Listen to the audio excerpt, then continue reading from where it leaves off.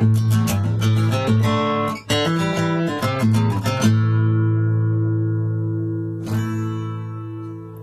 I'm Drew from CryptoBrewology.com for Mr. Beer. Today I'm brewing a standard booster recipe, the West Coast Pale Ale.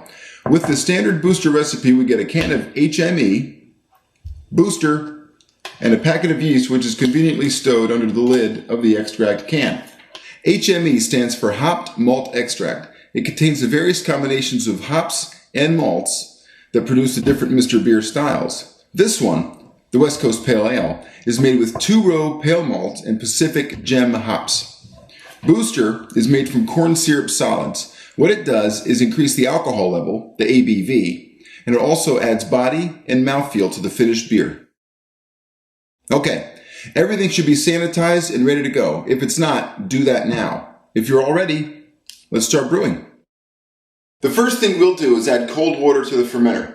Bottled spring water or charcoal filtered tap water are recommended for best results, but make sure it's cold, less than 60 degrees. Cold water will help cool the wort off when you pour it into the keg after brewing. Fill the keg to the 4-quart mark. You'll see the lines on the back end of the keg fermenter.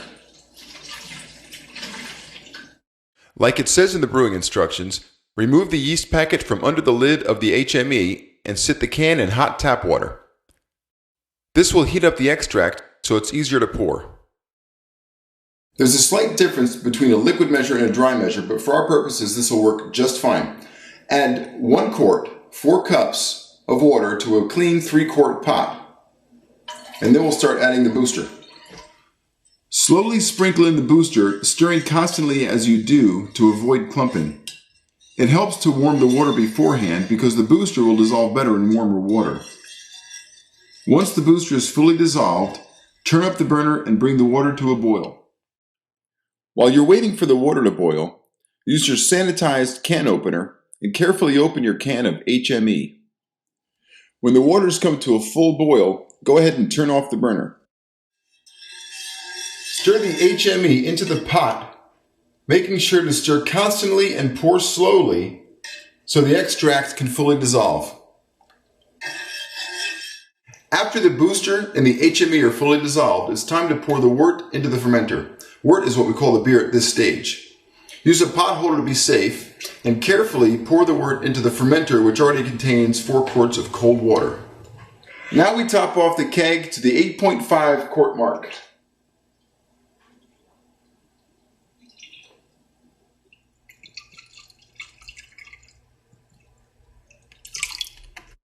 Stir vigorously to mix it all up. The idea of adding more cold water is to bring us up to our full fermenting volume, but also to lower the temperature of the wort before we pitch the yeast.